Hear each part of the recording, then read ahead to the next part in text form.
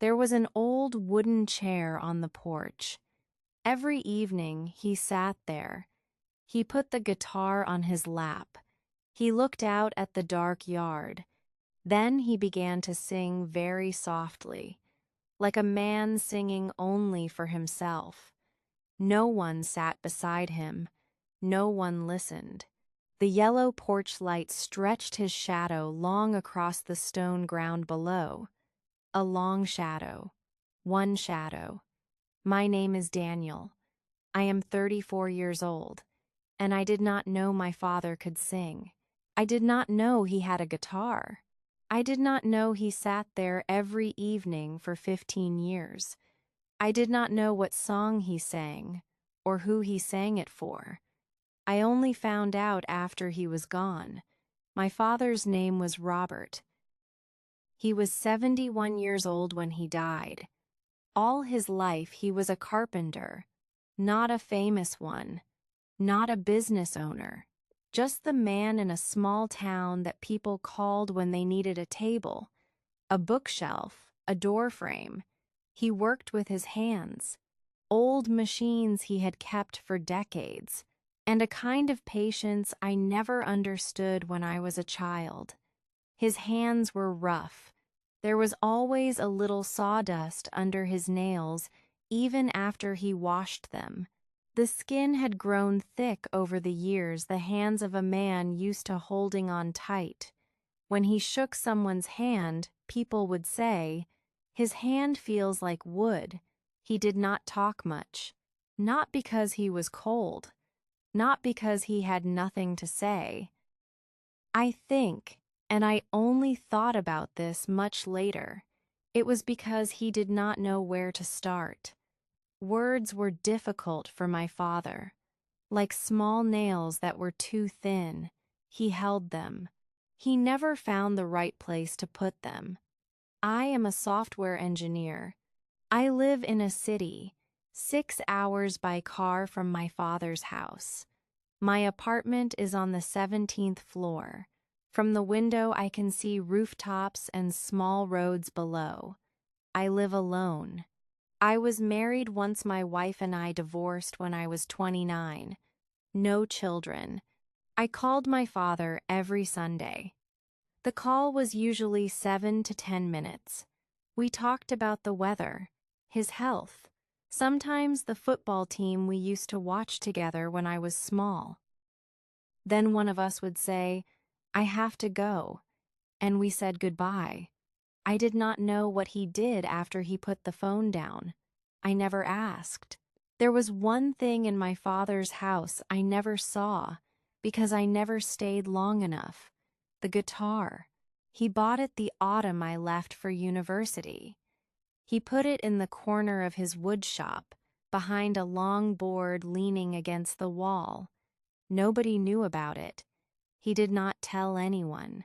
When I was small, my father was not a man who hugged often or said "I love you" or "I am proud of you." Those words were not in his language. But he was there when I needed him in the ways he knew. When I was 8, my bicycle chain broke. I brought it inside, left it there, and forgot about it. The next morning I woke up, and the bicycle was on the porch fixed, standing straight, new chain, tires full of air. He said nothing. I said nothing. But I knew it was him. When I was 11, my football team had a big game. It rained hard. The ground was muddy. Most people went home. I looked up at the stands and my father was still there.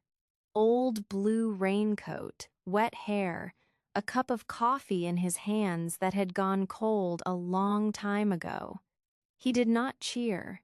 He just sat and watched. When I was 16, I failed my end-of-year maths exam. I came home, went to my room, and closed the door.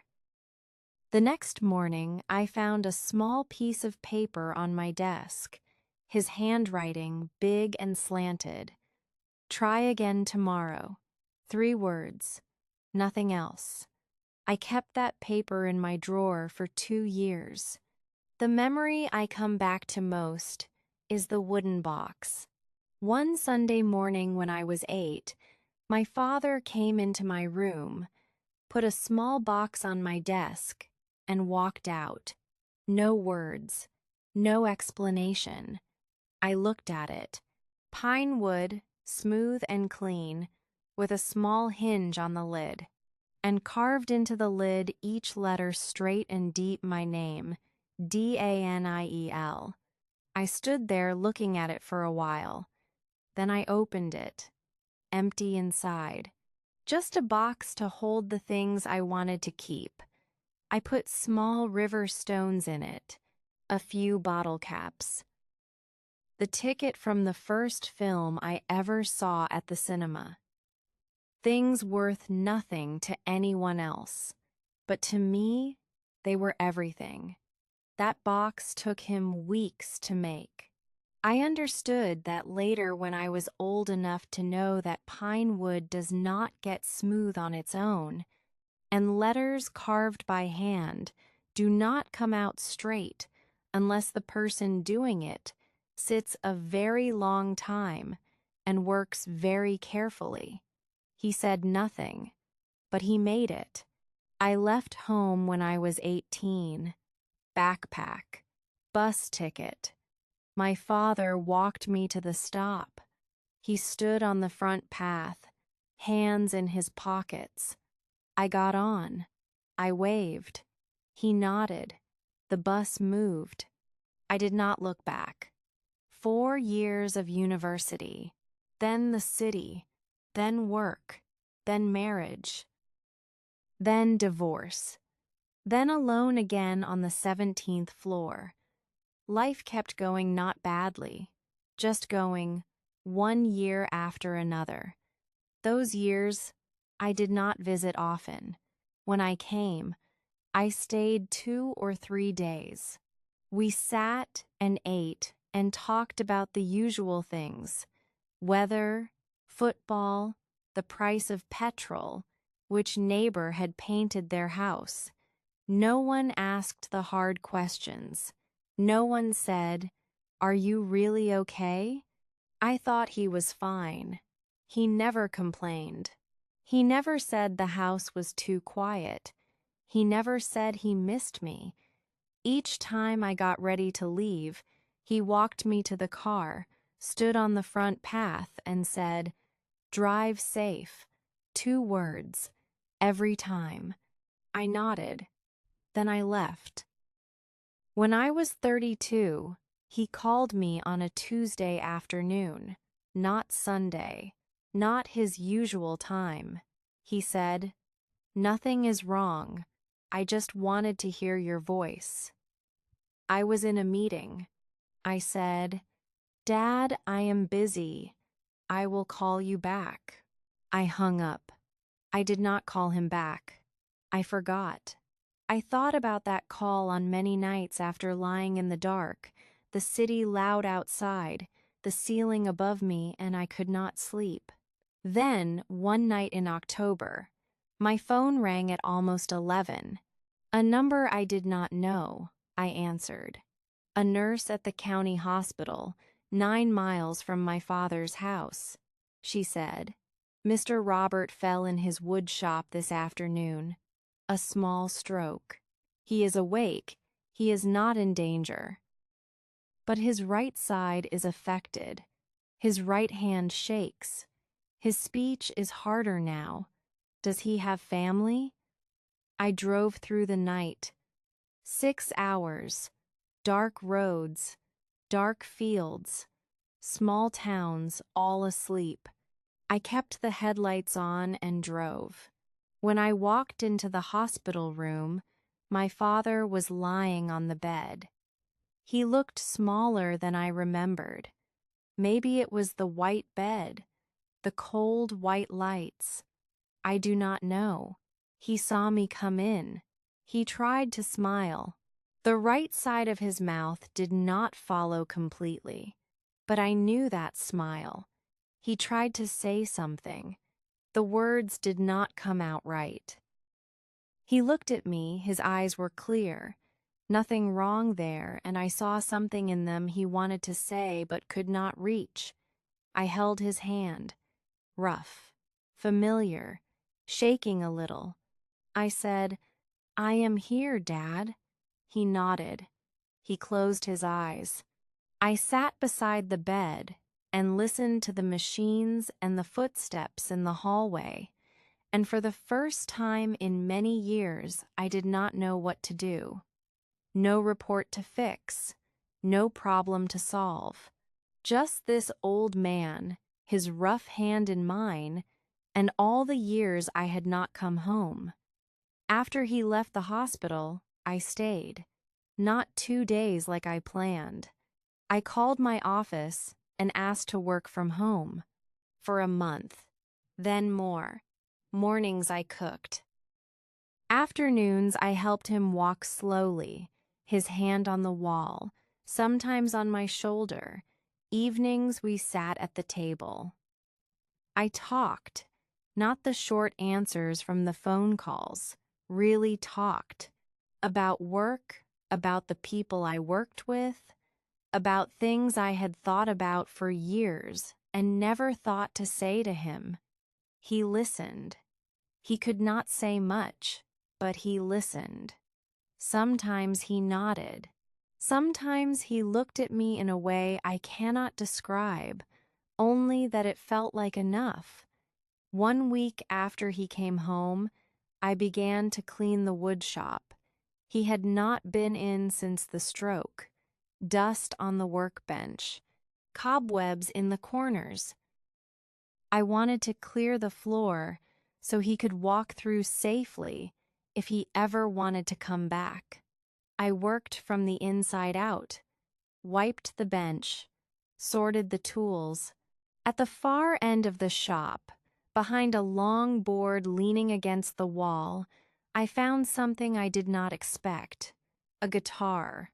Old, dark brown body, a few small scratches, but no dust on it.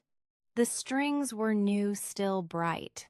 Someone had been taking care of this guitar for a long time. I stood and looked at it. Then I looked down. On the floor beside it was a small notebook with a brown cover, tied with a thin piece of string. I picked it up.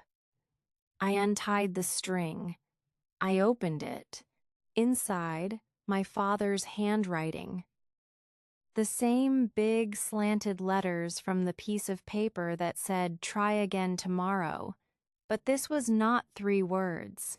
This was many pages. A few lines on each page. A small date in the corner of each one. I turned to the first page. I knew that date. The day I left home for university. The day I got on the bus and waved and did not look back. At the top of the page, 1 sentence. Written bigger than the rest. For Daniel, in case I never find the words to say it out loud. I read it. I read it again. Then I sat down on the floor right there, in the smell of sawdust and oil and old wood, and I read every page. It was a song. He had written it over 15 years, 1 line the day I left, more lines a few months later, more after that. The rhymes did not always work. Some lines were crossed out and written again in the margin. It was not a perfect song, but every line was something he had never said to me. He wrote, "I listened to your last football game alone at home, on the radio. I could not get there in time. I sat and listened and wished I had been there." He wrote, "You called last Sunday. Your voice sounded tired. I wanted to ask if you were okay. I did not ask. I did not know how to ask without making you feel like a burden." He wrote, "I am proud of you. I have not said that enough times. I have not said that once." He wrote, "Tonight I sat on the porch and sang this song. I thought of you. I wished you could hear it. Outside the small shop window, the sky was turning the color of late afternoon, that long yellow autumn light. From inside the house came the quiet sound of the television I had left on for him. I did not cry right away. I just read. The last page dated 3 weeks before the stroke he had written. I still sing this song every evening. I do not know when it will be finished. Maybe it will be finished when you finally hear it. I closed the notebook. 15 years. Every evening. Alone on that porch. Singing the things he could not say out loud. I sat on the floor of the wood shop until it was dark. I brought the notebook into his room. He was sitting up in bed, left hand holding the television remote, not watching the screen. When he saw me come in with the notebook, he went still. He looked at it. Then he looked at me. Neither of us spoke. I pulled a chair to the bed and sat down. I opened to the first page, and I read out loud the sentence at the top, not explaining it, not adding anything, just his words, the way he wrote them. For Daniel, in case I never find the words to say it out loud. My voice broke a little at the end. I stopped. He looked at me. He did not speak. But he nodded once, slowly, the kind of nod that means, yes, that is right. That is exactly it. I nodded back. We sat like that. I turned off the television. Outside, the crickets started up in the garden. The days after that, I did not rush. I stayed, cooked in the mornings, small things in the afternoons, sat with him in the evenings. Sometimes we talked. Sometimes we just sat in the same quiet, both of us there. That was enough. I started sitting on the porch in the evenings, his spot. That old wooden chair, looking out at the yard, the front path, the road. I understood why he had always chosen this place. The sky dark, the air still, nothing but crickets, and a soft wind. One evening he pointed to the corner of the room. The guitar, I had brought it inside and leaned it against the wall. He looked at it, then at me. I understood. I took the guitar and placed it in his hands, his left hand, the stronger one. He held it. His right hand shook and could not press the strings anymore. But he laid that hand on the body of the guitar and kept it there. Just held it, not playing, just holding. He closed his eyes. The yellow light fell across his face, the lines, the white hair, the thin eyebrows, his rough hands on the dark wood. I looked at him, and for the first time I understood something I should have seen long ago. He had been talking to me the whole time. Not with words, with the bicycle fixed in the dark, with the paper that said, "Try again tomorrow," with the wooden box and my name carved into the lid, with 15 years alone on this porch, singing a song I had never stopped to hear. He died 6 months later. Spring, in his sleep. The doctor said it was peaceful, and I believed that his face that morning was calm and still, like someone who had finished what they needed to do. I cleared the house over 3 days. Everything I touched held something: a table he made, a shelf, the tools that had been in that shop longer than I had been alive. The notebook was in his bedside drawer. He had put it back after that evening. He kept it there until the end. I took it home with me. I cannot sing. I have never been able to. But I bought a guitar.